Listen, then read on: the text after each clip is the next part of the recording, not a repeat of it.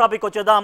First topic BC బంద్. రేపటి బీసీల బంద్కు సంబంధించి బీసీ సంఘాలన్నీ కూడా బంద్కు పిలుపునిచ్చాయి. దానికి సంబంధించినటువంటి టాపిక్ ఫస్ట్ మనం చూస్తున్నాం.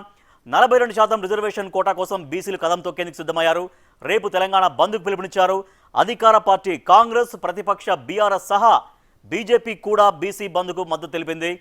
అన్ని రాజకీయ పార్టీలు, ప్రజా సంఘాలు బీసీల బంద్కు తమ సపోర్ట్ తెలియజేశాయి.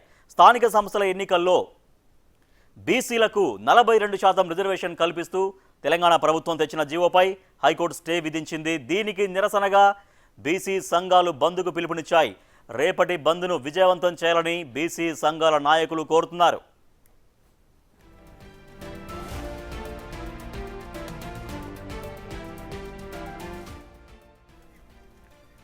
రేపటి బీసీ బంద్కు బీజేపీ కూడా మద్దతు తెలపడంపై కొందరు నేతలు అభ్యంతరం వ్యక్తం చేస్తున్నారు.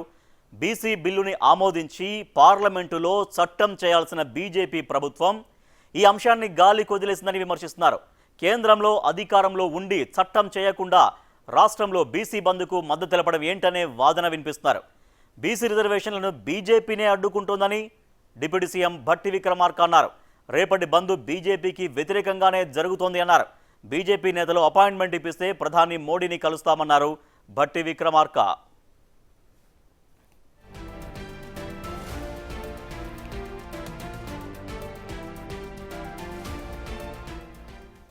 మరోవైపు స్థానిక సంస్థల ఎన్నికలపై హైకోర్టులో విచారణ జరిగింది. ఎన్నికలు ఎప్పుడు నిర్వహిస్తారో చెప్పాలని ఎన్నికల కమిషన్ని ప్రశ్నించింది కోర్టు.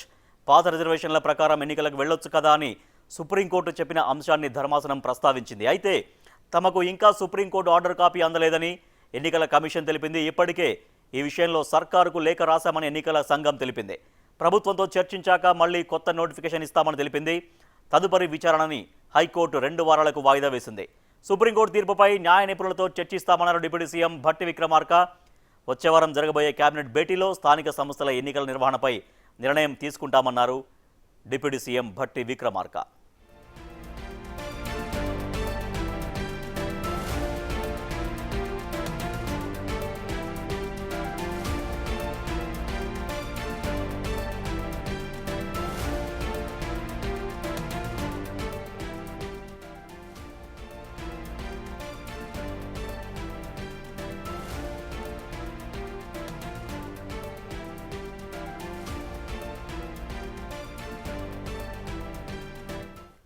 రెడీగా బీసీలకు స్థానిక సంస్థల ఎన్నికల్లో 42% రిజర్వేషన్ కల్పించే విధంగా రాష్ట్ర ప్రభుత్వం ఓ జీవో తీసుకొచ్చింది. అయితే ఆ జీవో పైన స్టే విధించింది హైకోర్టు. దీన్ని నిరసిస్తూ రేపు తెలంగాణ రాష్ట్ర వ్యాప్తంగా అన్ని బీసీ సంఘాలు ఏకతాటిపైకి వచ్చి బీసీ జేఏసీగా రేపు తెలంగాణ బంద్కు పిలుపునిచ్చినాయి.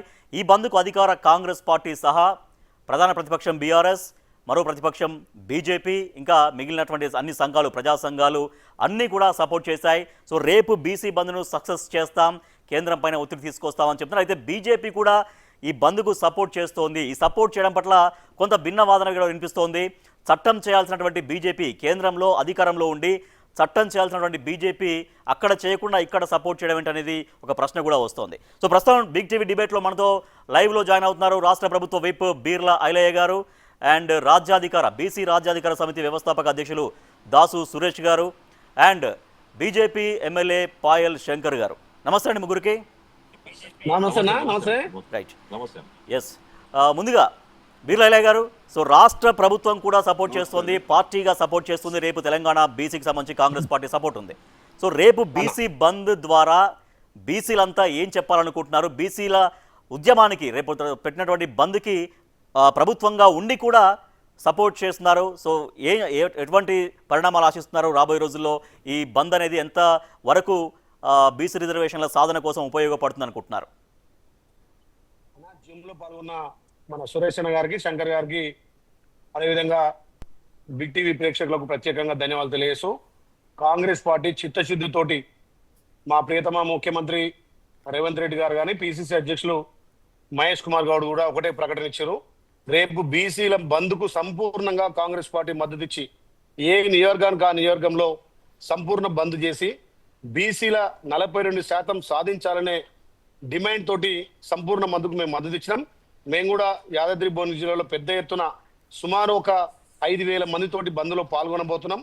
ముఖ్యంగా మా గౌరవ ముఖ్యమంత్రి రేవంత్ రెడ్డి గారికి అయ్యో కరెంట్ రేవంత్ రెడ్డి గారికి బీసీల పట్ల చిత్తశుద్ధి ఉంది కాబట్టే 2 సంవత్సరాలు మేము అధికారంలోకి వచ్చినా మేము మా రాహుల్ గాంధీ గారి ఆలోచనను భారతదేశంలో మొదటగా తెలంగాణలో ఇంప్లిమెంట్ చేయాలని చెప్పి 42% బీసీలకు స్థానిక సంస్థలో రిజర్వేషన్ ఇచ్చిన తర్వాతనే మేము సర్పంచ్ ఎంపీటీసీ జెడ్పీసీలకు పోతామని ఏదైతే చెప్పినామో దానికి కట్టుబడి ఉండి అసెంబ్లీలో అన్ని పార్టీలు బీజేపీ కానీ బీఆర్ఎస్ కానీ ఎంఐఎం కానీ మద్దతు ఇచ్చినాయి. దాని ద్వారా బిల్లు చేసినాం, గవర్నర్ పంపినాం, గవర్నర్ తోటి రాష్ట్రపతికి పంపడం జరిగింది. దాని తర్వాత ప్రత్యేక ఆర్డినెన్స్ ద్వారా కూడా మేము చేసినాం. మా ప్రయత్నంలో ఎక్కడ కూడా లోపం లేకుండా, ఎక్కడ కూడా ఏ ప్రభుత్వం ఏ ముఖ్యమంత్రి చేయనటువంటి సాహసోపేత నిర్ణయం మా గౌరవ ముఖ్యమంత్రి తీసుకొని చట్టం చేసిన తర్వాతనే పోతామన్నాం. దానిలో మొన్న కూడా ఏదైతే మేము ఎలక్షన్లు పోవడానికి సిద్ధం అయిన తర్వాత కోర్టు ఇవ్వడం, ఆ కోర్టు ఆదేశాలు పాటించాలి కాబట్టి మేము ఇక్కడ హైకోర్టులో స్టే ఇచ్చిన తర్వాత సుప్రీంకోర్టు కూడా వెళ్ళడం జరిగింది. మరి రేపు సుప్రీంకోర్టు నామ్స్ వచ్చిన తర్వాత మా గౌరవ ముఖ్యమంత్రి, మా పిసిసి అధ్యక్షులు అవసరం అయితే పార్టీ నుంచి 42% ఇచ్చినాకనే పోదామనే ఉద్దేశంతో ముందుకున్నాం. ముఖ్యంగా మీరు ఒకటి గమనించాలి, ఇవాళ ఇక్కడ చట్టం చేయడానికి బీజేపీ కానీ బీఆర్ఎస్ సహకరించింది, కానీ కేంద్రంలో అధికారం ఉన్నటువంటి బీజేపీ ప్రభుత్వం మొఖాలు అడుగుతుంది. మరి ఏ రోజు కూడా మేము కేంద్రంలో ధర్నా చేసేటప్పుడు ఈ బీజేపీ కానీ బీఆర్ఎస్ రాలే. పార్లమెంట్ సమావేశాలు జరిగేటప్పుడే పార్లమెంట్ సమావేశాలు స్తంభింపజేయాలని చెప్పి మా గౌరవ ముఖ్యమంత్రి బీసీ మొదటి నుంచి ప్రభుత్వం ఒక విమర్శ ఎదుర్కొంటుంది. అదేంటంటే సరే ఏదో చేసే ప్రయత్నం అయితే చేసినట్టుగా బీసీలకి చూపిస్తున్నారు. ఇది జీవోల ద్వారా కాదు, రాష్ట్ర ప్రభుత్వం తీర్మానం ద్వారా కాదు, కావాల్సింది చేయాల్సింది కేంద్ర ప్రభుత్వం మాత్రమే.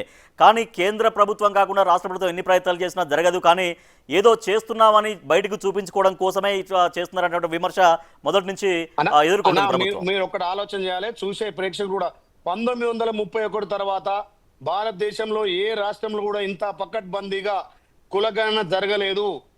మా రాహుల్ గాంధీ గారి భారత్ జోడో యాత్ర ద్వారా కాశ్మీర్ నుంచి కన్యాకుమారి వరకు 4000 కిలోమీటర్లు పాదయాత్ర చేసినప్పుడు మేమెంతో మాకంత వాట దక్కాలని చెప్పి ఇలా కేంద్రంలో కాంగ్రెస్ పార్టీ అధికారం ఉంటే ప్రతి రాష్ట్రంలో ఈ కులగణన ద్వారా దామాష ప్రకారం మేమెంతో మాకంత వచ్చేది. తెలంగాణలో అధికారం వచ్చింది కాబట్టి రాహుల్ గాంధీ గారి ఆలోచనను భారతదేశంలో తెలంగాణలో ఇంప్లిమెంట్ చేయాలనే ఉద్దేశంతో ఇక్కడ తప్పకుండా ఆ కండిషన్ కే ఉండి 42% ఇచ్చినాకనే రిజర్వేషన్ స్థానిక సంస్థలకు ఇచ్చినాకనే మేము ఏది ఎలక్షన్ పోతున్నాం. ఆ మాట మీద కట్టుబడి ఉండి మా ప్రయత్నాలన్నీ కొనసాగుతున్నాయి. ఎక్కడ కూడా ప్రయత్నం లోపం లేదు. ఏ పార్టీ విమర్శించి ఇవాళ వాళ్ళ అధికారం ఉన్నటువంటి బీజేపీ వాళ్ళే మళ్ళీ దొంగ అన్నట్టుగా మా మీద అంటున్నారు. టీఆర్ఎస్ ఏమో ముసలి కన్నీరు కార్చి ఇక్కడ గల్లీలో కొట్లాడ పెట్టుకొని ఢిల్లీలో దోస్తాన్ చేస్తున్నారు. మరి ఒక్కనాడన్నా ఢిల్లీకి వచ్చి బీజేపీ ఉన్నటువంటి బీజేపీ ఎంపీలు కానీ ఇలా తెలంగాణ రాష్ట్రం 8 మంది ఎంపీలు అందించింది. ఇలా 8 మంది ఎంపీలు గెలవడానికి ఎస్టీ ఎస్సీ మైనార్టీ బీసీ బిడ్డలు వేస్తే ఓట్లు వేస్తున్నాయి కదా. 8 మంది ఎంపీలు గెలిచింది. ఎంపీలు ఎందుకు కొట్లాడతలేరు కేంద్రంలో? మా శంకరన్న అసెంబ్లీలో మాకు మద్దతు ఇచ్చిండు, సంపూర్ణ మద్దతు ఇచ్చిండు. బీసీలకు 42% కావాలన్నాడు. మరి ఎంపీలు ఎందుకు ఢిల్లీలో కొట్లాడలేకపోతున్నారు? రైట్ శంకర్ గారు, బీజేపీ తలుచుకొని బీజేపీ వాళ్ళు రాష్ట్ర నాయకత్వం కావచ్చు, ఇక్కడ రాష్ట్రంలో ఉన్న మంత్రులు కావచ్చు, ప్రధానమంత్రి అపాయింట్మెంట్ ఇప్పించండి, మేము మాట్లాడతామంటే వాళ్ళు డిప్యూటీ సీఎం బట్టి విక్రమార్క అన్నారు. అసలు మేము రేపు పొద్దున బంధుకు తలపెట్టిందే బీజేపీకి వ్యతిరేకంగా, కానీ మళ్ళీ బీజేపీ కూడా సపోర్ట్ చేయడం కొంచెం విడ్డూరంగా ఉందనే దూరంలో మాట్లాడారు. ఒకటి, ప్రధానమంత్రి అపాయింట్మెంట్ ఇప్పించండి అనేది రాష్ట్ర బీజేపీ నాయకులకి, ఇక్కడ ఉన్నటువంటి కేంద్ర మంత్రులకి సవాల్ చేశారు ఆయన.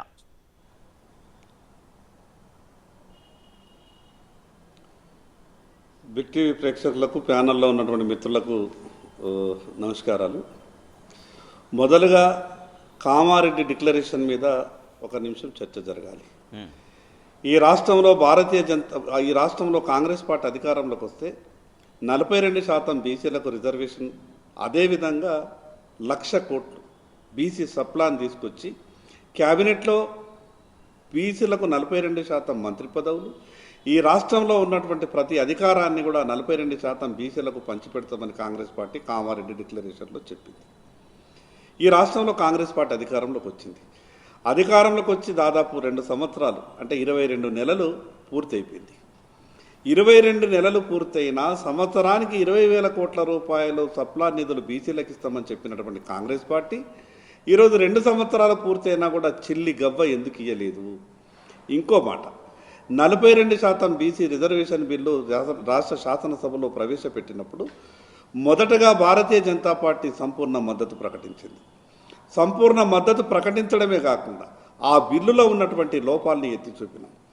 బిల్లులో ఉన్నటువంటి లోపాలని ఎత్తి చూపితే కాంగ్రెస్ పార్టీ ప్రభుత్వం ఎక్కడ కూడా ప్రభుత్వం మమ్మల్ని పట్టించుకోలేదు. మేము చెప్పినటువంటి సలహాలు సూచనలు కూడా ఎక్కడ వినలేదు.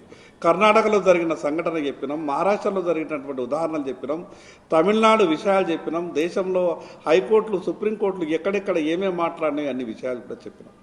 కానీ కాంగ్రెస్ పార్టీ ఆలోచన ఏంది అని అంటే, ఒక చేత్తో ఇచ్చినట్టే మనం నటించాలా, మరో చేత్తో మనం ఏమన్నా అవకాశాలు ఉంటే దాటిని గుంజుకోవాలా. నేను ఒక విషయాన్ని స్పష్టంగా కాంగ్రెస్ ప్రభుత్వాన్ని నేను అడగదలుచుకున్నా. ఈ రాష్ట్రంలో చీమ చిటుక్కుమన్నా ఆపగలిగే శక్తి ఉన్నటువంటి కాంగ్రెస్ పార్టీ ఈ ప్రభుత్వం అంటది కదా. ఒకే ఒక వ్యక్తి అయితే ఈ రాష్ట్ర హైకోర్టులో బీసీల నోటికి వచ్చినటువంటి ముద్దని గుంజుకుపోయే విధంగా కేసేసిండు కదా. ఒక వ్యక్తిని ఆపుకోలేకపోయినరా? ఈ రకంగా కాంగ్రెస్ పార్టీ ఆలోచన ఎట్లున్నదంటే, మీకు ఒక ఉదాహరణ చెప్తా. నేను చెక్కు రాసిచ్చిన, నేను సంతకం పెట్టించిన, బ్యాంకోడు నీకు డబ్బులు ఇవ్వకుంటే నేనేం చెయ్యాలా? నా బ్యాంకులో బ్యాలెన్స్ లేకున్నా వాడు రిటర్న్ పంపిండు, దానికి నేను బాధ్యుని కాదు. షెడ్యూల్ 9లో స్పష్టంగా ఈరోజు పార్లమెంట్లో చేయాల్సిన చట్టాల గురించి ఈ రాష్ట్ర ప్రభుత్వానికి పూర్తిగా అవగాహన ఉన్నా, ఈ రాష్ట్ర కాంగ్రెస్ పార్టీ నాయకులకు అవగాహన ఉన్నా, కేవలం కామారెడ్డి డిక్లరేషన్ అమలు చేయలేకపోతున్నాం కాబట్టి ఏదో రకమైనటువంటి జీవోలు ఇచ్చి చర్చ పెట్టి రైట్. సో మీరు చెప్పినట్టుగా ఇప్పుడు బ్యాంక్ వాళ్ళు డబ్బులు ఆపారంటే బ్యాంక్ వాళ్ళతో డబ్బులు ఇప్పించాలి అనేది కామారెడ్డి డిక్లరేషన్. నేను ఒకటి ఇప్పుడు షెడ్యూల్ 9లో నేను ఒక విషయం చెప్తా. షెడ్యూల్ 9లో ఉన్నటువంటి ఇబ్బందులు తెలుసు, సుప్రీంకోర్టు గతంలో ఇచ్చినటువంటి జడ్జిమెంట్లు తెలుసు, ఇక పక్క రాష్ట్రాలలో కోర్టులో కేసులు ఏ రకంగా పోయినాయో తెలుసు. ఇవన్నీ తెలిసిన తర్వాత కేవలం మభ్యపెట్టడానికి నేను ఒక విషయం ఈరోజు మాట్లాడుతున్నా. బీసీ సంఘాలు ఈరోజు కాంగ్రెస్ పార్టీ ఏంది మాట్లాడేది? బీసీ జేఏసీ ఏదైతే బంద్ తలపెట్టిందో దానికి మాత్రమే భారతీయ జనతా పార్టీ మద్దతిస్తున్నది. కాంగ్రెస్ నిరంకుశ వైఖరి, కాంగ్రెస్ మోసపూరిత వాగ్దానాల్ని ఎండగట్టడానికి మాత్రమే భారతీయ జనతా పార్టీ రేపటి బంద్కు ఈరోజు మద్దతిస్తా ఉన్నాం. నిష్పక్షపాతంగా మేము ఓపెన్ గా మాట్లాడినాం. ఈ సమస్య ఎక్కడ చర్చ జరగాలనో అక్కడ చర్చ జరగాల, ఎక్కడనైతే పార్లమెంట్ లో చట్టాలు కావాలనో ఆ విషయం మీద మాత్రం కాంగ్రెస్ పార్టీ దాట వేసేటటువంటి ప్రయత్నం చేస్తా ఉంది. నేను ఈ రోజు కాంగ్రెస్ పార్టీని సూటిగా ఒక విషయం అడగదలుచుకున్నా. కాంగ్రెస్ పార్టీ రాహుల్ గాంధీ గారు పార్లమెంట్ లో ఎందుకు ఈ విషయం మీద చర్చకు పట్టుబట్టలేదు అంటే, వీళ్ళ ఆలోచన ఏంది అని అంటే, వీళ్ళ చేతులు ఉన్నటువంటి అధికారం ఏమి ఇయ్యరు. ఈరోజు ఈ రాష్ట్ర కేబినెట్లో బీసీలకు ఎందుకు అవకాశం లేదు? సంవత్సరానికి 20,000 కోట్ల రూపాయలు బీసీలకు సప్లా నిధులు ఎందుకు లేవు? ఈ రాష్ట్రంలో కార్పొరేషన్ చైర్మన్ గా నియమించారు కదా, 90% వాళ్ళని నియమించారు, కేవలం 10% కూడా బీసీలకు ఈ రాష్ట్ర కార్పొరేషన్ లో వాటా ఇవ్వలేదు. శంకరన్న, కేంద్రంలో అధికారంలో మీరు, తెలంగాణ రాష్ట్రం 8 మంది ఎంపీలను ఇచ్చింది, బీసీ మైనార్టీ ఎస్సీలు వేస్తే గెలిచిర్రు. మరి మీరు ఎందుకు ప్రధానమంత్రి గారిని ఒప్పించి ఇక్కడ గవర్నర్ చేత గాని అక్కడ రాష్ట్రపతి చేత గాని ఎందుకు ఆమోదింపజేస్తలేరు? ఇవాళ మాకు చిత్తశుద్ధి లేకపోతే మేము పీసీ కులగరణ ఎందుకు చేస్తుంటే పారదర్శకంగా రాజకీయ పార్టీలు మీరు సంపూర్ణ మద్దతు ఇచ్చారు, కానీ కేంద్రంలో ఎందుకు మోకాలు అట్టుకుంటున్నారు? ఒకసారి సురేష్ గారు లైన్ లోకి వచ్చారండి. ఇందాక వారిని అడిగాను. వన్ సెకండ్, ఐలయ్య గారు అండ్ శంకర్ గారు. సురేష్ గారు, బీజేపీ అడ్డుపడుతుందనేది కాంగ్రెస్ చెప్తోంది, లేదు కాంగ్రెస్ కు చిత్తశుద్ధి లేదంటూ బీజేపీ పరస్పరంగా నడుస్తూనే ఉంది, మాట్లాడుతున్నారు. సో బయట నాయకులను మాట్లాడిన డిబేట్లో అదే నడుస్తుంది. సో బీసీ నాయకులుగా మీరేమనుకుంటున్నారు? ఎందుకు బీసీలకి 42% రిజర్వేషన్ సంబంధించి ఎక్కడ ఎవరు ఎందుకు అడ్డుపడుతున్నారు అనుకుంటున్నారు? ప్యానెల్లో కూర్చున్నటువంటి ప్రభుత్వ బిర్లా ఐలయ్య గారికి, అదే రకంగా బీజేపీ ఎమ్మెల్యే సోదరులు పాయల్ శంకర్ గారికి ప్రత్యేకమైనటువంటి నమస్కారాలు. ఈరోజు చర్చను మీరు తీసుకోవడం చాలా అంటే చాలా ఆహ్వానించదగినటువంటి విషయం. అయితే ఇక్కడ సాధారణంగా ఏంటంటే, ఏదైనా కూడా మనసు ఉంటే మార్గం ఉంటుంది. ప్రధానంగా ఏంటంటే, ఈ మనసు అనేది ప్రధానమైనటువంటి పార్టీ. ఎందుకంటే దేశం లోపల కొన్ని దాదాపు చాలా వంద సంవత్సరాల చరిత్ర ఉన్నటువంటి పార్టీలు కూడా ఇప్పుడు ఇటు రాష్ట్రంలో అటు దేశంలో కూడా అధికారులు ఉన్నాయి. అయితే విషయం ఏంటంటే, ఊర్లో ఏదో సామెత ఉంటుంది, తెలంగాణలో నాటు సామెత ఏంటంటే, ఊర్లో అందరూ బ్రాహ్మణులే బట్ రొయ్యల మూట మాత్రం మాయమైందంట. ఇక్కడ మాయమైంది, ఎందుకు మాయమైంది అనేది ఇక్కడ అర్థం కావట్లేదు. అంటే ఈ యొక్క టోటల్ ఎక్సర్సైజ్ చూసేది ఉంటే నేనేమంటున్నా అంటే, దీనికి కంక్లూజన్ ఎక్కడి నుంచి వస్తుందంటే 100% ఇది పొలిటికల్ కంక్లూజన్ రావాల్సిందే. ఇవాళ మేము ఏదైతే జేఏసీగా ఏర్పడి ప్రజల నుంచి వెళ్ళి ఒక ఉద్యమాన్ని, ఒక పోరాటాన్ని, ఒక ప్రతిఘటనను మేము తీసుకొని రావడం గల కారణం ఏంటంటే, న్యాయస్థానాలలో కూడా ఏంటంటే బీసీలకు అన్యాయమే జరుగుతుంది. ఇది మనం అనుకున్నటువంటి ప్రాథమిక హక్కే కదా. ఇప్పుడు ఆ సమానత్వం హక్కు ఆర్టికల్ 17, 18 to 21 వరకు ఏంటంటే అంత ఈక్వాలిటీ గురించి మాట్లాడతాయి. ఓకే. ఇప్పుడు ఈసీలు కోరుకుంటుంది ఏంటంటే ఈక్వల్ రిప్రజెంటేషన్ కోరుకుంటాను. అది జరగకపోవడం పోకపోవడం కాకుండా ఇంకోటి ఏంటంటే ఇక్కడ ఈ ఈ ప్రధాన పార్టీలు కూడా ఒకరి మీద ఒకరు నెపం వేసుకోవడం, ఇది కూడా పెద్ద సమస్య. దీనికి కంక్లూజన్ ఎవరు ఇవ్వాలంటే ఈ రాష్ట్ర ముఖ్యమంత్రి రేవంత్ రెడ్డి గారు ఇవ్వాలి. ఎట్లా ఇవ్వాలంటే ఒక అఖిల పక్షాన్ని ఢిల్లీకి తీసుకొని పోయి ప్రధానమంత్రి గారితో కూర్చొని, వీరైతే రాహుల్ గాంధీ గారిని కూడా ఆ మీటింగ్ లో కూర్చోబెట్టి అదే అంశంపైన పట్టి విక్రమార్క మాట్లాడారు. బీజేపీ పెద్దలు ఇక్కడ కేంద్ర మంత్రులుగా ఉన్న వాళ్ళు, లేదంటే రాష్ట్ర బీజేపీ అధ్యక్షుడు ప్రధానమంత్రితో అపాయింట్మెంట్ ఇప్పించండి, మేము వెళ్ళి మాట్లాడతాము, అఖిల పక్షాన్ని తీసుకెళ్తామనేది డిప్యూటీ సీఎం కూడా మాట్లాడారు ఇవాళ. అంటే ఇక్కడ ఏంటంటే దీనికి కావాల్సింది ఏంటంటే ఒక కమిట్మెంట్ కావాలి. ఈ కమిట్మెంట్ అనేది జనరల్ గా ఇక్కడ పొలిటికల్ సిస్టమ్ లో ఉన్నటువంటి చిన్న చిన్న ఈ యొక్క లూప్ హోల్స్ కావచ్చు, లేకపోతే వాళ్ళ ప్రియారిటీస్ వల్ల ఈ ఇంత పెద్ద సెక్షన్ కదా. ఇప్పుడు దాదాపు మన స్టేట్ లో మనం ఏంది ఓవరాల్ గా చెప్పట్లేదు, ఏంటంటే ఒక ఎక్సర్సైజ్ అయ్యి ఇందులో 56% బీసీలు ఉన్నారని చెప్పేసి అని క్యాస్ట్ సెన్సస్ మన దగ్గర చేసిన కులగణన అనేది నిర్ణయించింది. 56% ఉందని చెప్పి స్పష్టంగా తెలిసిన తర్వాత వీటన్నిటి కూడా ఒక ప్రాపర్ ఎక్సర్సైజ్, ఇప్పుడు రేవంత్ రెడ్డి గారి యొక్క ప్రభుత్వం ఏదో కామారెడ్డిలో ఇచ్చినటువంటి డిక్లరేషన్ ప్రకారం ఒక మంచి ఎక్సర్సైజ్ చేసింది. అంటే చరిత్రలో ఇంతకుముందు ఎప్పుడు జరగనటువంటి ఎక్సర్సైజ్. వాస్తవంగా చెప్పాలంటే ఓ సాహసోపేతమైనటువంటి నిర్ణయం ఇది. అయితే హామీ ఇచ్చినా కూడా అమలైనప్పుడు మాత్రమే బీసీలకు లాభం అయ్యేటువంటి అవకాశం ఉంటుంది. అది అమలు కావాలి. అమలు కావాలంటే ప్రభుత్వం చేసినటువంటి ఎక్సర్సైజ్ రూపంలో కులగణన చేయడం, అందులో కొన్ని తప్పులు ఉన్నాయని చెప్పేసి అని మేమే సూచించడం, రీసర్వే చేసిండ్రు. దాని తర్వాత మేము ఏం చేసినామంటే దీనికి సంబంధించినటువంటి ట్రిపుల్ టెస్ట్ ప్రకారం, ఎందుకంటే అంతకుముందు మహారాష్ట్రలో ఉన్నటువంటి గవాలి గారి కేసు లోపల ట్రిపుల్ టెస్ట్ ఉండాలని చెప్పేసి బోర్డు నిర్ణయించింది. దాంతోపాటు 50% క్యాప్ ఏదైతే ఉందో దాన్ని కూడా ఏంటంటే సుప్రీంకోర్టు నిర్ణయించింది. వాస్తవానికి ఈ 50% క్యాప్ అనేది 9 మంది జడ్జీలు ఉన్నటువంటి సుప్రీంకోర్టు ధర్మాసనం నిర్ణయించింది తప్పించి ఇది చట్టం కాదు. ఇది ఒక పాయింట్, చాలా స్ట్రాంగ్ పాయింట్ ఉంది. It can be altered. ఇది మార్చే అవకాశం ఉంటుంది. ఎప్పుడు మార్చే అవకాశం ఉంటుంది అంటే జనాభా పెరిగింది. ఇప్పుడు ఒకప్పుడు 1992లో ఈ కేసు వచ్చింది. అప్పుడు బీసీల శాతం ఏంటంటే 70 కోట్లు మాత్రమే దేశం లోపల ఇండియా జనాభా. ఇప్పుడు ఏమైందంటే 140 కోట్లకు వచ్చినాం మనం. రెండో విషయం ఏంటంటే మీరు గమనించేది ఉంటే ఈ దేశం లోపల పెద్ద ఎత్తున జనాభా పెరుగుతున్నది బీసీల నుంచి వెళ్ళి, ఎస్సీ ఎస్టీ నుంచి వెళ్ళి. జనాభా తగ్గుతున్నది ఓసీల నుంచి వెళ్ళి. ఎందుకంటారా, ఓసీలు బాగా చదువుకొని ఎదిగి పిల్లలు పెళ్లిలే చేసుకోకుండా, లేకపోతే ఏంటంటే ఇప్పుడు మనం చూస్తున్నాం లివింగ్ రిలేషన్షిప్స్ అని, ఇట్లాంటివన్నీ కూడా సంపన్నులు, ఎదిగిన వాళ్ళు, ఆర్థికంగా బలంగా ఉన్న వాళ్ళు నిర్వహించేటటువంటి విధానం. అదే కనుక బీసీలు ఏంటంటే ఒక క్రమశిక్షణ, ఒక పద్ధతి, ఒక రకంగా కుటుంబ సాంప్రదాయాలు, విలువలను బట్టి పోతున్నారు కాబట్టి వాళ్ళ జనాభా పెరుగుతూ పోతుంది.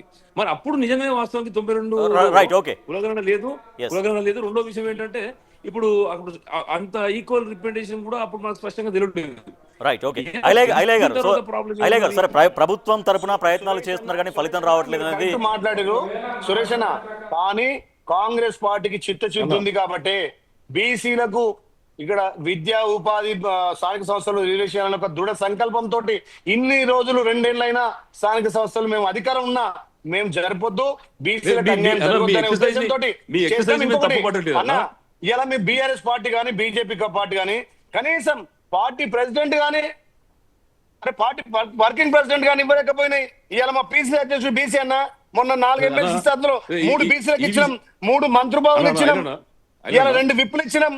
మా ముఖ్యమంత్రి ఒక రెడ్డి బిడ్డ రెడ్డి బిడ్డ అయినా బీసీలకు 42% ఇచ్చిన తర్వాతనే స్థానిక సంస్థలకు పోవాలని చెప్పి ఎన్ని అవాంతరాలు వచ్చినా పద్ధతి ప్రకారం తప్పకుండా రేవంత్ రెడ్డి గారిని కాంగ్రెస్ పార్టీ తప్పకుండా మేము అభినందిస్తాం.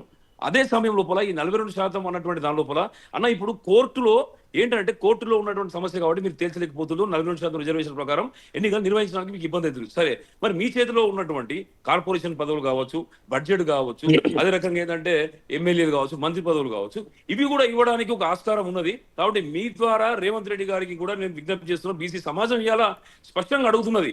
చేతిలో లేనటువంటి పదవుల విషయం లేకపోతే రిజర్వేషన్ విషయాన్ని పక్కన పెడితే కాసేపు పక్కన పెడితే, ఎందుకంటే పక్కన పెట్టే అంశం కాదు, అయినా కాసేపు పక్కన పెడదాం. కానీ మిగతా అంశాలలో ఇలా చూస్తే రాష్ట్రం నుంచి వచ్చేటటువంటి ప్రతి నామినేటెడ్ పదవులలో కూడా 10% రిప్రజెంటేషన్ ఉన్న వాళ్ళకి ఏంటంటే 60%, 70% పదవులు ఇచ్చి దాదాపు 56% ఉన్నటువంటి బీసీలకు 42% పదవులు ఇవ్వడానికి ఉన్నటువంటి ప్రాబ్లం ఏంది? బడ్జెట్లో కూడా 42% ఇస్తా అన్నారు, అది జరగలేదు. 1,00,000 కోట్ల రూపాయల బడ్జెట్ పెట్టిల్లు, కానీ మేము ఖర్చు పెడతామన్నారు, అది జరగట్లేదు. నామినేటెడ్ పదవులు కావచ్చు, ఇప్పుడు డీసీసీ ప్రెసిడెంట్ కూడా మీరు నియమిస్తా ఉన్నారు. నేను ఏమంటున్నా, తప్పకుండా కాంగ్రెస్ పార్టీని మేము విశ్వసించడం కాబట్టి అధికారంలో కూర్చోబెట్టినాం. ఇవాళ జరిగేటటువంటి డీసీసీ ప్రెసిడెంట్ల నియామకంలో కూడా మీరు 42% బీసీలను కూర్చోబెట్టి, లేకపోతే మీరైతే 56% కూర్చోబెట్టి నిజంగానే ఒక సమాజానికి సంకేతం ఇవ్వండి. రేపటి బంధు కూడా మీరు పిలుపునియడం అనేది చాలా గొప్ప విషయం. Right, okay. పాయల్ శంకర్ గారు ఇప్పటికే ఇక బీసీల బంధుకు సంబంధించి అందరూ సపోర్ట్ చేస్తున్నారు. కానీ బీసీలకు రిజర్వేషన్లు కనుక ఆ రిజర్వేషన్తోనే మేము ఎన్నికలకు వెళ్తామని కాంగ్రెస్ పార్టీ ప్రభుత్వం చెప్తోంది. లేదు, పాత రిజర్వేషన్ ప్రకారం వెళ్ళొచ్చు కదా అంటూ హైకోర్టు ఎన్నికల సంఘాన్ని కూడా ఆల్రెడీ అడుగుతోంది. మరి ఇటువంటి పరిస్థితుల్లో అసలు ఎన్నికల భవితవ్యం ఏంటి, స్థానిక సంస్థలలో ప్రజల పరిస్థితి ఏంటి అనేది? అన్న ఒకటే, కాంగ్రెస్ పార్టీ చిత్తశుద్ధితోటి పాయల్ శంకర్ గారు మీరు మాట్లాడండి. పాయల్ శంకర్, మీరు అప్పటి నుంచి మాట్లాడలేదు, చాలాసేపు అయింది.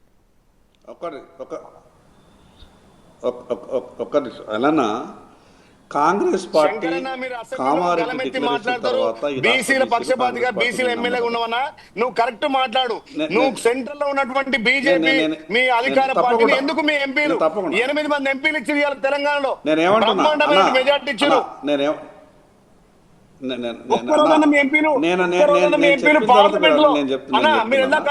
మా రాహుల్ గాంధీ గారు ప్రతిపక్ష నేతగా అసెంబ్లీలో పార్లమెంట్ లో బిల్లు పెట్టిండు. రాజకీయ మతలబులు పక్కకు పెట్టి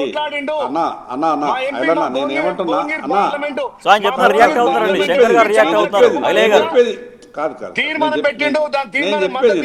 ఫస్ట్ నేను మాట్లాడేది మీరు మాట్లాడండి శంకర్ గారు, మీరు మాట్లాడండి. నేను మాట్లాడేది నేను ఫస్ట్ మాట్లాడేదాన్ని. ఓకే శంకర్ మాట్లాడు. నేను ఒక విషయం ఏం చెప్తున్నా, ఒక రాజకీయ పార్టీ ఏదైనా ఒక కమిట్మెంట్ ఇచ్చినప్పుడు మన చేతులు ఉన్నటువంటి అధికారాన్ని నేనేమంటున్నంటే, బీసీ బిడ్డగా మాట్లాడేటప్పుడు కాంగ్రెస్ ప్రభుత్వం ఈరోజు ఏర్పడి దాదాపు 2 సంవత్సరాలు అవుతున్నది, 2 నెలలు తక్కువ. ఈ రాష్ట్రంలో 3 బడ్జెట్లు అయిపోయినాయి అన్న. ఈ సంవత్సరానికి 20,000 కోట్ల రూపాయలు పెడతానన్నటువంటి బడ్జెట్, చేస్తానన్నటువంటి ఖర్చు ఎందుకు పెట్టలేకపోయింది?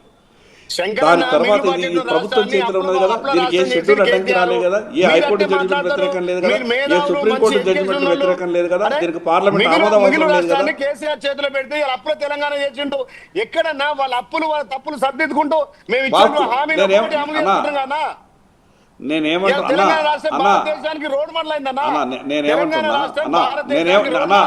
నేను చెప్పేది అన్నా, నేను మాట్లాడాను.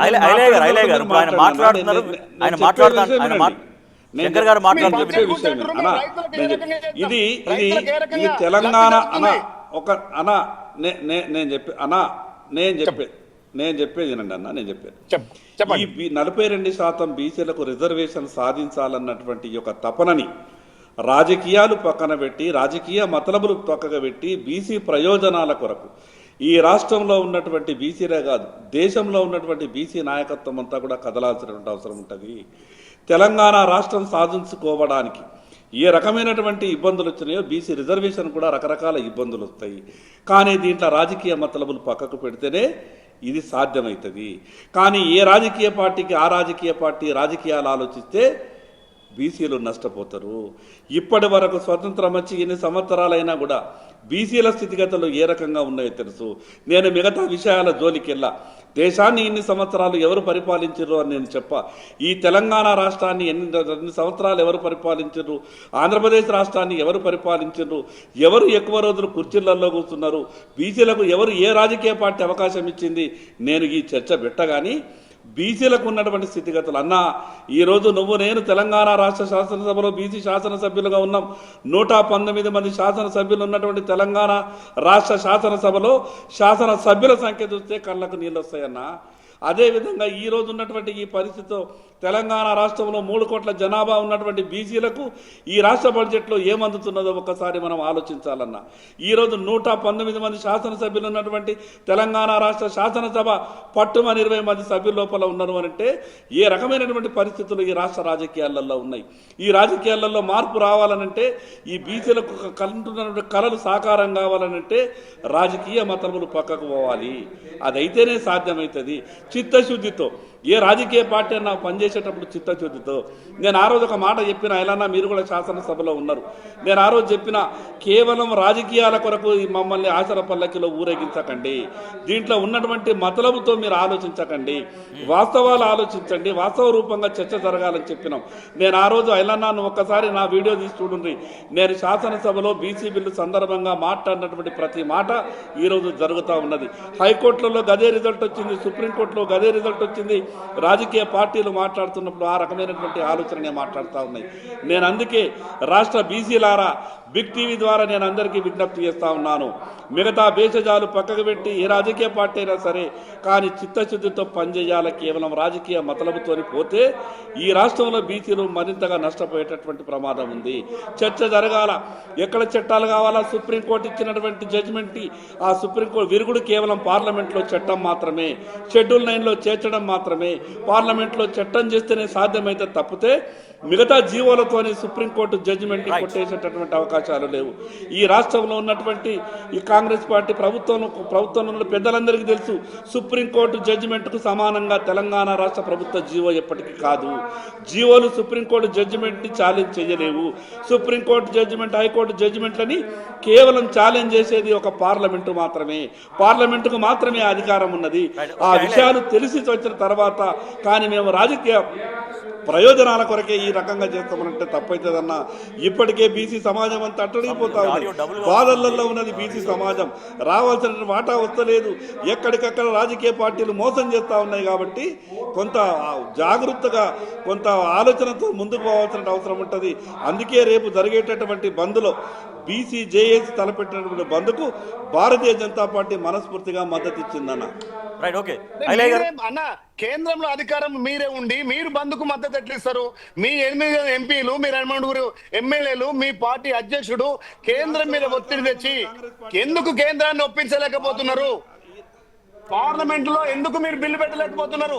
మా రాహుల్ గాంధీ గారు పార్లమెంట్ లో బిల్లు పెట్టి దాన్ని పాస్ చేయలేకపోతున్నారు. ఒక మాట చెప్తా అయిలన్నా, నేను ఒక మాట మాట్లాడతా అయిలన్నా, నేను ఒక విషయం చెప్తా చెప్పండి. ఈ రాష్ట్రంలో ప్రభుత్వంలో ఉన్నటువంటి పార్టీ కాంగ్రెస్ పార్టీ కేవలం తెలియదా, ఈ జీవో చెల్లదని తెలియదా, సుప్రీంకోర్టు జడ్జిమెంట్ కు వ్యతిరేకంగా ఇచ్చినటువంటి జీవో చెల్లుబాటు కాదని చెల్లదా, పక్క రాష్ట్రాలు కోర్టుకు వెళ్ళినప్పుడు వచ్చినటువంటి జడ్జిమెంట్లు ఉన్నాయి కదా, చెల్లనటువంటి జీవోనిచ్చి చేతులు దులుపుకుంటామంటే కాంగ్రెస్ పార్టీ బాధ్యతను మర్చిపోయినట్టుగా ప్రజలు భావిస్తారు.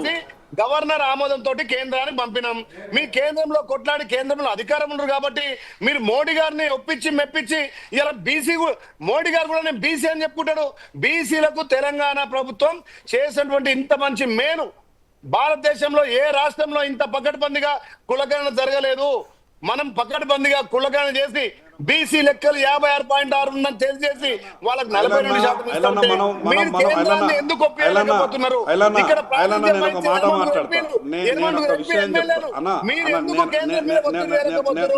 మేము ఢిల్లీలో జంతర్ మంతర్ ధర్నా చేస్తే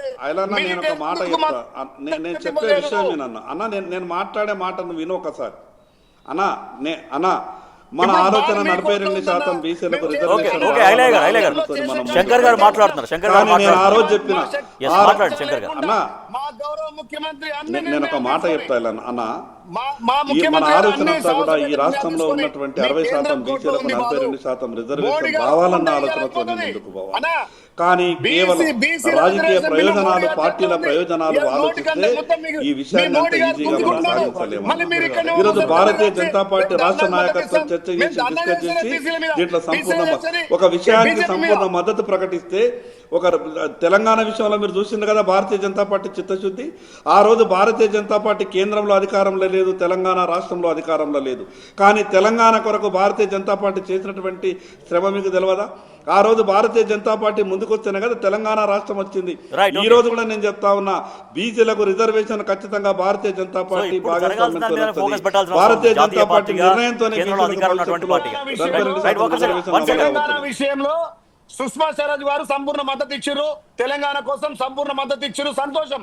కానీ ఆ రోజు కేంద్రంలో కాంగ్రెస్ పార్టీ అధికారం ఉన్నా ఇక్కడ కాంగ్రెస్ పార్టీ అధికారం లేకున్న కాంగ్రెస్ ఎంపీలు ఇలా అధిష్టానం మీద ఒత్తిడి తెచ్చి సొంత పార్టీ మీద గలమిప్పి మా తెలంగాణ మనకు కావాలని చెప్పి కొట్లాడిన ఆ రోజు రైట్ ఓకే సురేష్ గారు ఇప్పుడు ఒక 1 సెకండ్ అధికార పార్టీని ఎదిరించి తెలంగాణ కావాలని చెప్పి తెలంగాణ ఎంపీలు ధర్నా చేశారు, పార్లమెంట్ లో కొట్లాడారు. రైట్ అదంతా వచ్చిందండి, అదంతా అయిపోయింది, తెలంగాణ రాష్ట్రం వచ్చింది. మీరెందుకు ధర్నా చేస్తలేరు? రైట్ ఓకే కేంద్రం మీద ఎందుకు ఒత్తిడి చేస్తలేరు? రైట్ సురేష్ గారు గల్లీలో ఆ రోజు కేంద్రంలో కాంగ్రెస్ అధికారం నుండి మీరు ఇక్కడ ధర్నా చేస్తే అది ఒప్పు. ఈ రోజు మేము అక్కడ అధికారంలో ఉన్నా కూడా మేము ఈ రోజు బీసీలు తలపెట్టేటువంటి బంద్కు సంపూర్ణ మద్దతు ఎందుకు ఇస్తున్నాము? రైట్ అదే పాయింట్. ఇప్పుడు సురేష్ గారు ఇప్పుడు బీసీల బంద్ తలపెడితే ఒక కార్యక్రమం తీసుకుంటే రాష్ట్ర ప్రభుత్వానికి వ్యతిరేకంగానో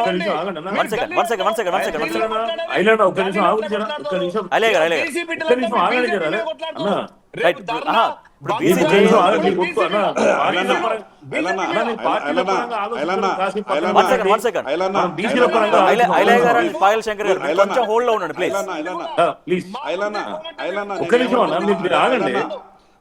సురేష్ గారు రేపు బీసీ బంద్ తలపెడితే ఏదైనా బంద్ తలపెడితే ఒకటి రాష్ట్ర ప్రభుత్వానికి వ్యతిరేకంగానే చేయాలి, లేదా కేంద్ర ప్రభుత్వానికి వ్యతిరేకంగానే చేయాలి, ఒక బంద్ ఏదైనా కార్యక్రమం ఉంటే.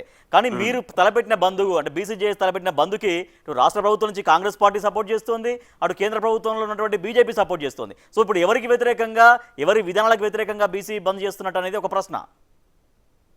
ఓకే, ఇప్పుడు ప్రధానంగా ఏంటంటే ఇక్కడ ఉన్నటువంటి మూల అంశం అంటే కేంద్ర బిందువు ఏంటంటే కేంద్ర బిందువు ఏంటంటే కాజ్. ఈ కాజ్ అనేది చాలా బలంగా ఉన్నది. దీని వలన ఏంటంటే బీసీ ప్రజలు చాలా తీవ్ర స్థాయి లోపల అన్యాయానికి గురవుతున్నారు. అది సమాజం లోపల ఇప్పుడు మొన్న జరిగినటువంటి ఏదైతే 40% రిజర్వేషన్ అమలు చేసేటటువంటి క్రమంలో అక్కడ షెడ్యూల్ వచ్చి నామినేషన్ వేసి నోటిఫికేషన్ పడితే నామినేషన్ వేసిన తర్వాత అది ఆగిపోయేసరికి ఏంటంటే ప్రజల లోపల ఆగ్రహం అనేది చాలా తీవ్ర స్థాయిలోకి వెళ్ళిపోయింది. అదే సందర్భంలో మేము ఆ స్టేను వెకేట్ చేయమని చెప్పేసి ప్రభుత్వం చేసినటువంటి స్పెషల్ పిటిషన్ కావచ్చు, లేకపోతే దానికి ఏదైతే మాధవ్ రెడ్డి గారు చేసినటువంటి ఒక రిట్ పిటిషన్ కి మేము ఇంప్లీడ్ అయినప్పటికీ కూడా కోర్టు కూడా మా యొక్క వాదనలు సంపూర్ణంగా వినడానికి ఈ ఏంటంటే పాజిటివ్ గా వివరించలేదు. అయితే ఇక్కడ జరుగుతున్నటువంటి విషయం ఏంటంటే న్యాయపరంగా చిక్కులున్నాయి. న్యాయం వేరే, ధర్మం వేరే. ధర్మం ప్రకారం ఏంటంటే బీసీలకు వాళ్ళకు సమాన వాటా దక్కాల్సింది. కానీ న్యాయ వ్యవస్థ మాత్రం ఉన్నటువంటి నిబంధన వల్ల మాకు అడ్డం పడుతుంది. ఈ న్యాయ వ్యవస్థ ఎవరి వల్ల ఈ యొక్క ఇబ్బందులు పడుతుందంటే తీర్పును అడ్డం పెడుతుంది. 50% సీలింగ్ అంటుంది. 50% సీలింగ్ అనేది ఎవరు చేసింది? అది 50% సీలింగ్ అనేది ఒక తీర్పు. అది రాజ్యాంగం లోపల ఎక్కడ కూడా అది ఏ ఆర్టికల్లో లేదు, ఏ అమెండ్మెంట్ లేదు. దీనిని మార్చడానికి మాత్రం ఒక అవకాశం ఉంది. 50% సీలింగ్ ని మార్చడానికి ఏంటంటే ఒకటి కాన్స్టిట్యూషన్ అమెండ్మెంట్ చేసినా, లేకపోతే దానికి సంబంధించినటువంటి సవరణ పార్లమెంట్ జరగాల్సి ఉంది. మేము ఏం చేస్తున్నాం అంటే గౌరవనీయులైనటువంటి ముఖ్యమంత్రి గారికి ఒక విజ్ఞప్తి చేస్తున్నాం. మీరు అద్భుతంగా ఈ యొక్క అంశాన్ని ఎత్తుకున్నారు, బీసీల పక్షపాతిగా మీరు ఉన్నారు. నిన్న కాంగ్రెస్ పార్టీ పిసిసి చీఫ్ గారు కూడా ఆమోదం తెలపడం, బంధుకు మద్దతు ఇవ్వడం కూడా అంటే దాన్ని ఆహ్వానించదగిన విషయం. మీరు ఎక్సర్సైజ్ చేసేది కరెక్టే. ఢిల్లీలో ఏదైతే జరిగినటువంటి జంతర్ మంతర్ దగ్గర జరిగినటువంటి దీక్ష ఏదైతుందో దానివల్ల అద్భుతంగా కూడా దేశవ్యాప్తంగా తెలంగాణ యొక్క బాధను, తెలంగాణ యొక్క బీసీల కష్టాన్ని మీరు దేశానికి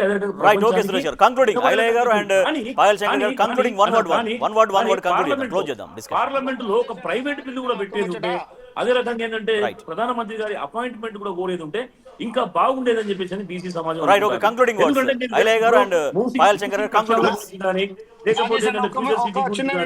ముఖ్యమంత్రి గారు మరి ఈ అంశం మీద కూడా కలవాలి కదా. రాజేష్ అన్న, కాంగ్రెస్ పార్టీకి చిత్తశుద్ధి ఉంది కాబట్టి ఆ రోజు తెలంగాణ కోసం సొంత పార్టీ మీద మా ఎంపీలు కొట్లాడారు. అవసరమైతే మాకు మంత్రి పదవులొద్దు, మా తెలంగాణ ముద్దని చెప్పి తెలంగాణ పిల్లల ఆత్మ బలిదానం చేయొద్దని చెప్పి మంత్రి కోమటిరెడ్డి వెంకరెడ్డి గారు మంత్రి పదవి త్యాగం చేసిండు. ఈ రోజు కూడా మేము అధికారం ఉన్నా గానీ మా ప్రియతమ నాయకుడు రేవంత్ రెడ్డి గారు బీసీలకు చిత్తశుద్ధితోటి ఇవాళ బీసీ డెడికేట్ తోటి చిత్తశుద్ధితోటి ఏది కులగాన చేసి ఇవాళ మేమెంతో మాకంతానే రాహుల్ గాంధీ నినాదాన్ని ఇక్కడ ఇంప్లిమెంట్ చేస్తున్నాడు. అందుకే అసెంబ్లీలో తీర్మానం చేసి దాన్ని చట్టం చేసి పంపించుండు. ఇవాళ కేంద్రంలో 8 ఎంపీలు 8 ఎమ్మెల్యేలను మీరు ఎందుకు కేంద్రాన్ని ఒప్పించలేకపోతున్నారు? ఇక్కడ గల్లీలో ఎందుకు కొట్లాడుతున్నారు? మా బీసీ బిడ్డలమంతా కూడా బీజేపీ మీద మేము రేపు బంధు ప్రకటించినాము, బీజేపీ మీద ధర్నా చేస్తున్నాము, బీజేపీ మెడల్ వంచైనా సరే 42% బీసీ చివరిగా. రిజర్వేషన్ చేసి తీర్తామని చెప్పి రేపు పెద్ద ఎత్తున ఎక్కడికక్కడ దిగ్బంద్ చేస్తాం. రేపు రస్తారోకోలు రాష్ట్ర బంధు పిలుపునిచ్చి మేము అధికారం ఉన్నా బీజేపీ ఇలా మెడల్ బంధు వంచుడు దూరం మా మాటనే. కాంగ్రెస్ పార్టీ మీరు చిత్తశుద్ధి అనకుండా రైట్, మీరు ఓకే. చూడండి. ఓకే రైట్ బీజేపీ మెడలవంతుడు దూరం మాట మీరు అంగకుండా చూసుకుంటే సరిపోతుందన్నా. రైట్ ఓకే ఇప్పుడు ఒకటన్నా, అసలు సమస్య ఎక్కడ వస్తున్నది అని అంటే నాటి నుంచి నేటి వరకు. అసలు సమస్య ఎక్కడ వస్తున్నది అంటే నాటి నుంచి నేటి వరకు బీసీలకు మొదలుగా ఈ రాష్ట్రంలో ఉన్నటువంటి రేపటి బంధు ద్వారా ఈ యొక్క కాజ్, ఈ యొక్క బలమైనటువంటి వాదన రేపు దేశ రాజకీయాలు కూడా గమనించేటటువంటి పరిస్థితికి రావాలి. రైట్ రైట్ రైట్ అది ఏ రాజకీయ పార్టీ అని నేను చెప్పా. రైట్ ఈ బలమైనటువంటి వాదన రేపు దేశ రాజకీయాలు కూడా ఈ దృష్టిని ఆకర్షించేటటువంటి పరిస్థితి రావాలి. Right, right, వాస్తవాలు మాట్లాడాలా, ఈ రాష్ట్ర రాజకీయ ప్రయోజనాలు మాట్లాడుకుంటూ పోతే ఇది మనకు సాధ్యం కాదు. భారతీయ జనతా పార్టీ నిబద్ధత సో ఆ ప్రయత్నం కూడా చేస్తే బాగుంటుంది కదా శంకర్ గారు, ఆ ప్రయత్నం నిజంగానే ఇప్పుడు ఆ ప్రయత్నం కూడా చేస్తే బాగుంటుందని అందరూ కోరుకుంటున్నారు. Anyway thank you so much. నేను చెప్పేది పార్లమెంట్ లో రాహుల్ గాంధీ ఎందుకన్నా ఒక మాట మాట్లాడలేదు? రాహుల్ గాంధీ గారు పార్లమెంట్ లో ఎందుకు మాట్లాడలేదు? ఇండికి సంబంధించిన 200 మంది పార్లమెంటు సభ్యులు ఉన్నారు కదా, కాంగ్రెస్ పార్టీకి సంబంధించిన 100 మంది పార్లమెంటు సభ్యులు ఉన్నారు కదా, పార్లమెంట్ లో కనీసం మాట వరుసకు కూడా మొన్న ఎత్తలేదు కదా, మాట వరుసకు కూడా ప్రస్తావన తీసుకురాలేదు కదా, మాట వరుస కన్నా పార్లమెంట్ లో ప్రస్తావన తీసుకురాలేదు. అందుకే నేను ఏమంటున్నానంటే, జంతర్ మంతర్ లో ధర్నాతోని చట్టాలు కావు, జీవోతోని సుప్రీంకోర్టు జడ్జిమెంట్ ని ఛాలెంజ్ చేయలేము, పార్లమెంట్ లో చట్టాలు కావాలా.